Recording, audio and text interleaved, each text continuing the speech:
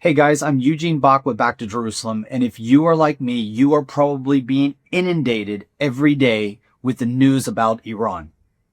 Now, a lot of Christians have been praying about the situation, but they simply don't understand all of the dynamics about Iran, so let me make it extremely simple. We have been working in Iran for about 20 years.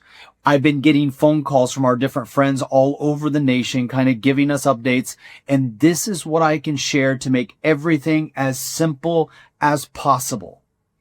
We just saw what I believe to be one of the greatest military strategic strikes, maybe in history, where individuals that were in charge of the military were targeted in a way like we've never seen before. We're not talking about indiscriminate bombing where entire civilian populations are dying because one person was needed to be eliminated. We actually got information from the ground from our partners inside that said, hey, we live in an apartment complex that was targeted. And those individuals were safe, but the person that was targeted was taken out. We saw that Israel did things in Iran that we've never seen before, including operating behind enemy lines, smuggling weapon systems, entire weapon systems into the nation of Iran. So this wasn't just an aerial attack where planes flew in and bombed certain targets. This was a ground operation like we've never seen. In fact, they have been reporting in the news that a drone facility was set up inside of Iran by the Israelis and launched within hours before the airstrike took place. Individuals that were on the ground and operating behind enemy lines were able to laze the targets so that they were highlighted and taken out. We've never really seen anything like that in modern warfare. And if you've been watching the news, it might seem that Israel is the aggressor. But the truth is we've seen Israel attacked indirectly for several years by Iran. We see the proxies of Iran, Hezbollah, Hamas, the Houthis, constantly barraging Israel with attacks. And Israel has seen that Iran is very, very close to getting a nuclear weapon. And that is unacceptable for Israel because Iran has stated that their one goal is to wipe Israel off the map. So if they get a nuclear weapon, they will destroy Israel. So that is to make it simple. Iran wants a nuclear weapon to take out Israel. Israel doesn't want Iran to have that nuclear weapon to take them out. That is at the base. But the thing that is not being reported in the news is the spiritual element. And that, I believe, sets the stage for everything. Just like Jesus, when he taught us to pray, he said, let it be done on earth as it is in heaven. There's a spiritual battle being waged over the nation of Iran right now. Why? Because it plays a strategic role in end times. You see, Iran is at the center of the revivals in Asia and the unreached people groups of the Middle East. Iran is often thought of as being Arab because they are in the Middle East, they are Muslim, but they are not Arab. They are Asians. And Iran is about as close as you can get to the Arabic brothers or cousins that have yet to be reached with the good news of Jesus Christ.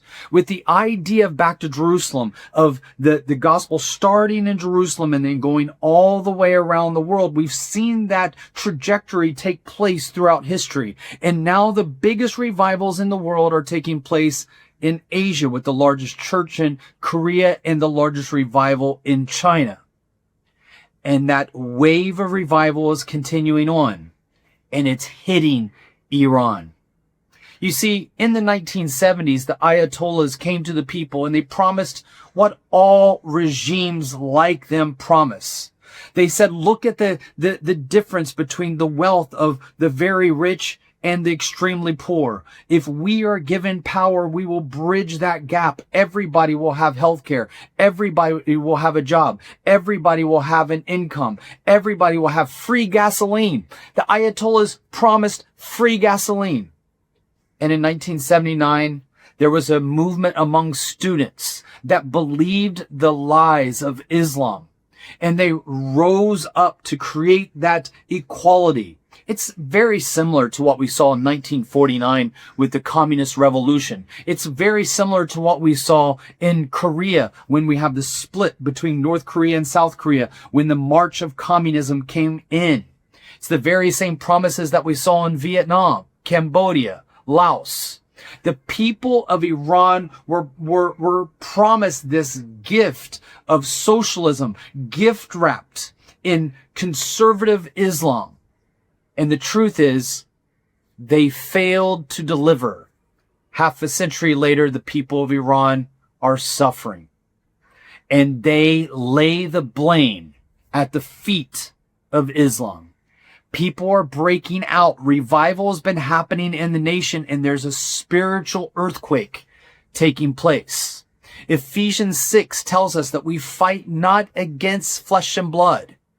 This is not just a metaphor of warfare. This is true warfare. The powers of darkness have ruled over the land of Iran for many generations, but there's a new revival sweeping through that's telling the enemy his time is over. And now we are seeing the people that are suffering the most under Islam, the people that want ABI. There's a movement that we call ABI that is marching through Iran. Anything but Islam. The people are hungry, and Jesus is what they need. Many of the people are having dreams about Jesus. They are waking up, both physically and metaphorically, to the one that loves them, the one that created them, the one that gave his life for them. And there's a revival taking place. We have written several books about what is happening in Iran. I wrote one book called I Didn't Survive, a true story about a missionary that traveled to Iran and preached the gospel. She was born in Iran. Her parents escaped during the revolution, and then she went back as a missionary. I wrote another book called Jihad, The Day I Died, the grandson of an ayatollah who gave his heart to Christ and suffered dearly for it. And our most recent book, Jesus in Iran, talks about the spiritual warfare. If you want to know what is happening and why it's happening right now in Iran, you can watch the news all you want. You can see the tit for tat between Israel and Iran. You can see the war of words taking place between the current American administration and the current leader of Iran. But all of that information, all of the geopolitical information that you can devour in a lifetime is not going to help you understand. What will help you understand is to see things in the spiritual realm. And right now in Iran, we have that link between the revivals in Asia and the unreached people groups in the Middle East. The enemy is desperately trying to keep from that completion of the Great Commission circling around the world, starting in Jerusalem and going all the way back to Jerusalem. That is why the enemy is hanging on to Iran tooth and nail, clinging to power. But today, as I'm making this video, people are rejoicing in the streets because they are seeing the evil regime that has led their lives for many years start to topple. This might be the moment where the people in Iran become free, not just politically free, not just financially free, but spiritually free from the chains of bondage, the chains that the enemy has kept them in for generations. This is the reason why I believe we are seeing battles on the ground, because there are battles in the spiritual world. And right now, the underground church in Iran is giving one message. I've heard from several different avenues. We have several different people on the ground in different areas of Iran, and all of them with one voice in unison are asking you to pray for them. Prayer isn't a secondary fallback mechanism. It's not something that we do while we're doing something more tangible. It is the real battle.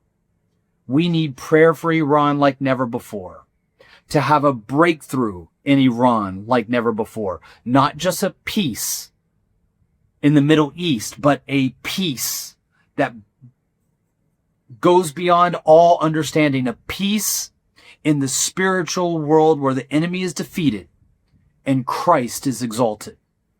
Pray for our brothers and sisters in Iran. If you want to know more, you can go to backtojerusalem.com and you can look up our book, Jesus in Iran. There we explain very clearly the situation inside of Iran, how you can pray for it with more strategy and more information.